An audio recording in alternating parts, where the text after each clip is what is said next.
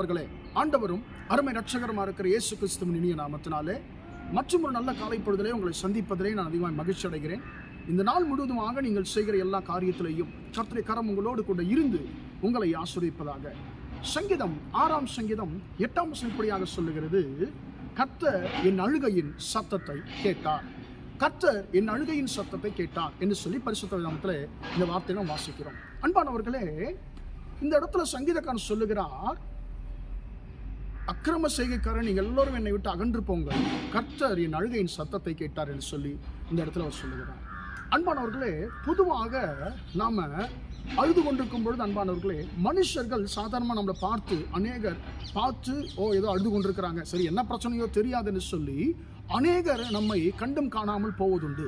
வெகு சிலர் மட்டும்தான் நம்மை பார்த்து நம்ம அருகில வந்து, சகோதரி ஏன் அழுகிறீங்க, சகோதரி ஏன் அழுகிறீங்கன்னு சொல்லி நம்மை விசாரிக்கிறவர்கள். அன்பானவர்களே, மனுஷர்கள் என்ன செய்ய முடியும்? மிஞ்சி போனால் நாம் அழுகதை பார்க்க முடியும். அதையும் தாண்டி மனுஷர்கள் நாம் அழுவதை குறித்து நம்மை விசாரிக்க முடியுமே தவிர நம்முடைய பிரச்சனைகளை மனுஷர்களாலே தீர்க்க முடியாது. ஆனால் அன்பானவர்களே, இந்த சங்கீதக்காரர் சொல்லுகிறார், கர்த்தரின் அழுகையின் சத்தத்தை கேட்டார். அன்பானவர்களே, அவர் சொல்லுகிறார், என்னுடைய அழுகையின் சத்தத்தை கேட்டது மனுஷன் கிடையாது, என் அழுகையின் சத்தத்தை கேட்டது என்னை பார்த்தும் பார்க்காமல் போகிற மனுஷன் கிடையாது, சுயநலமுள்ள மனுஷன் கிடையாது, பிரச்சனையை தீர்க்க முடியாத மனுஷன் கிடையாது. என் அழுகையின் சத்தத்தை கேட்டவர் என்னுடைய தேவனாகிய கர்த்தர். வார்த்தையினால் இந்த உலகத்தை உண்டாக்கின சர்வ வல்லமையுள்ள என் தேவனாகிய கர்த்தர் என் அழுகையின் சத்தத்தை கேட்டார் என்று சொல்லி அவர் சொல்லுகிறார். அன்பானவர்களே, கர்த்தர் ஒரு மனுஷனுடைய அழுகையின் சத்தத்தை கேட்கும் பொழுது என்ன நடக்கும்? பரிசுத்த வேதாகமத்திலே அநேகருடைய அழுகையின் சத்தத்தை கர்த்தர் கேட்டார் என்று சொல்லி நாம் பரிசுத்த வேதாகமத்திலே வாசிக்க முடியும்.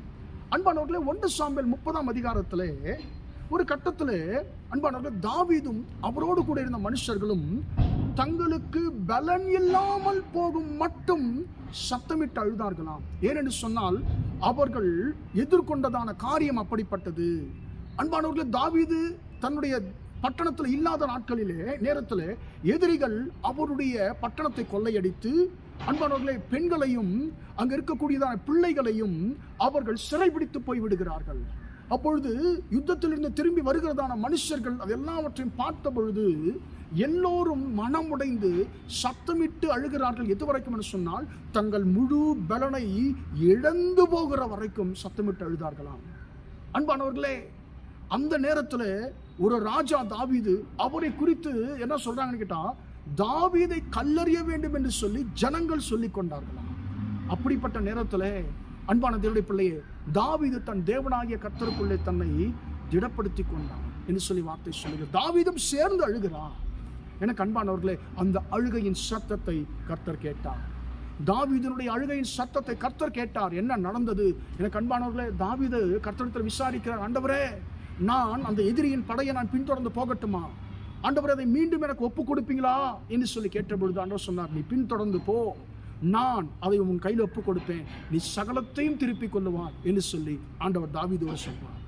அன்பானவர்கள், என்ன நடந்தது? தாவீது கர்த்தரை நோக்கி அழுதார்.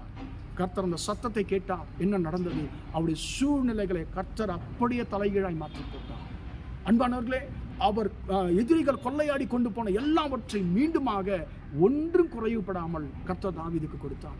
அன்பான தேவனுடைய பிள்ளைகளே, ஒருவேளை தாவீதை போல நீங்களும் அழுது அழுது அழுது பலன் இல்லாமல் போகிற வரைக்கும் அழுது இனி அழுவதற்கு எனக்கு முடியவில்லை என்று சொல்லி ஓய்ந்து போயிருக்கிறீர்களோ?